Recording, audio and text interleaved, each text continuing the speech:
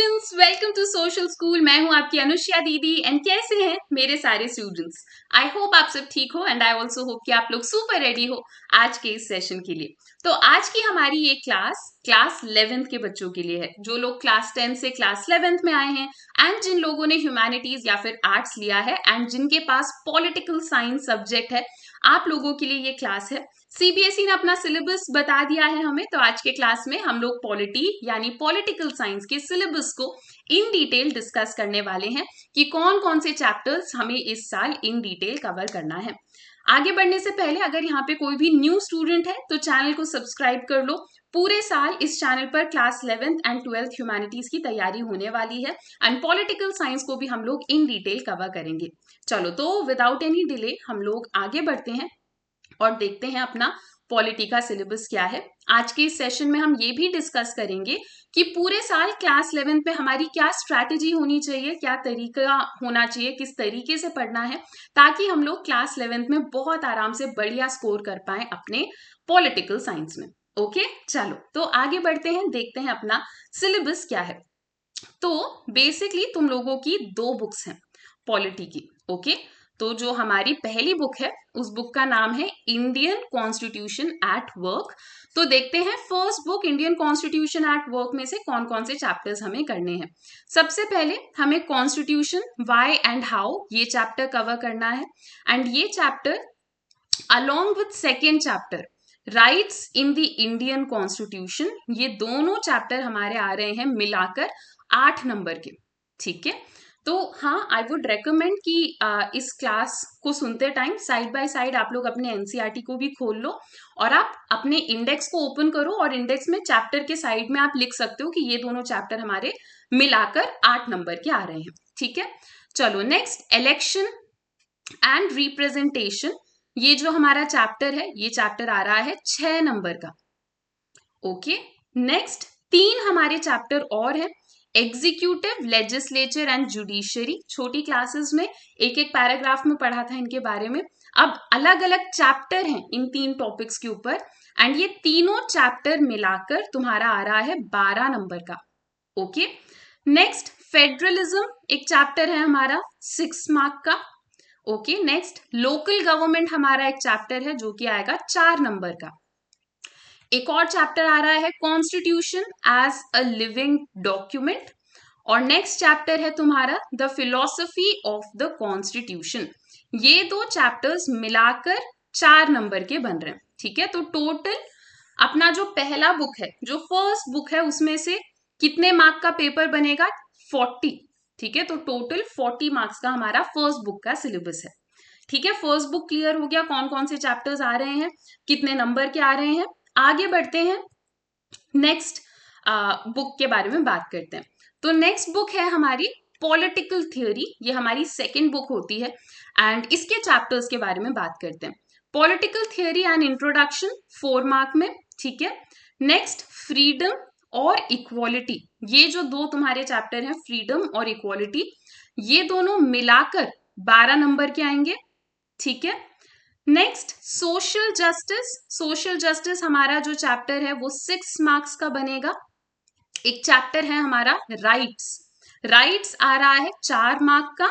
Okay, next chapter है citizenship, citizenship के बाद है नेशनलिज्म।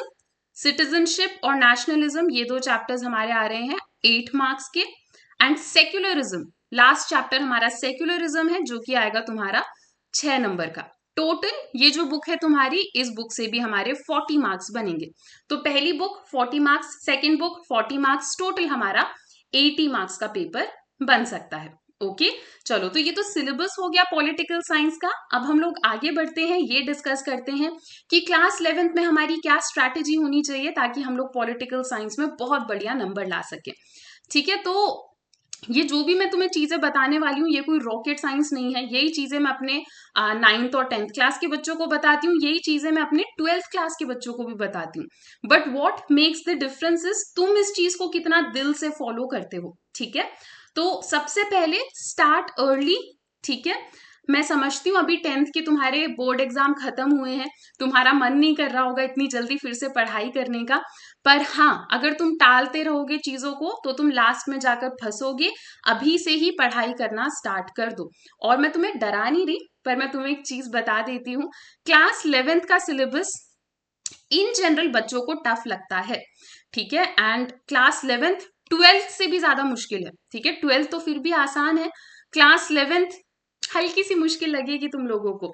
तो इससे बचने का एक ही रास्ता है, सारी चीजें पाइल अप करके एंड मोमेंट में नहीं पढ़ना, अभी से ही पढ़ाई स्टार्ट कर दो। नोट्स बनाने की आदत डालो यार, क्योंकि देखो हमारे ह्यूमैनिटीज के चैप्टर बहुत लंबे लंबे हैं। एग्जाम के एक दिन पहले एनसीईआरटी उठाकर पढ़ने की कोशिश करोगे तो नहीं पढ़ पाओगे, उस टाइम पर नोट्स ही काम आएंगे। और वैसे भी क्लास 12th में तो तुम्हें नोट्स बनाने ही है ना, तो अभी से ही वो आदत डेवलप करो कि भाई मुझे तो नोट्स बनाने हैं, ठीक है। और अभी से ही आप लोग नोट मेकिंग की हैबिट डेवलप कर लो। नेक्स्ट, एनसीईआरटी के ऊपर फोकस करो, ठीक है। एनसीईआरटी के अलावा तुम्हें और कोई बुक उठाने की जरूरत नहीं है। जो भी एडिशनल टॉपिक्स हैं वो भी मैं तुम्हें कवर करा दूंगी, वो भी सीबीएसई के हिसाब से ही हम लोग पढ़ेंगे। पर एनसीईआरटी के अलावा तुम्हें और कोई स्पेशल बुक उठाने की जरूरत नहीं है, ठीक है। तो फोकस ऑन एनसीईआरटी। एनसीईआरटी अगर तुम खत्म कर लेते हो तो उसके बाद फिर से एनसीईआरटी को रिवाइज करने बैठ जाओ, पर किसी और बुक को उठाने की जरूरत नहीं है। प्रीवियस ईयर क्वेश्चंस तुम्हारे स्कूल के जो प्रीवियस ईयर क्वेश्चंस हैं एंड जो सैम्पल पेपर्स हैं, ये सब तुम्हें अच्छे से रिवाइज कर लेना है, अच्छे से इनको भी प्रैक्टिस कर लेना है। टेंशन मत लेना, वैसे हम इस चैनल पर ये सारी चीजें करेंगे।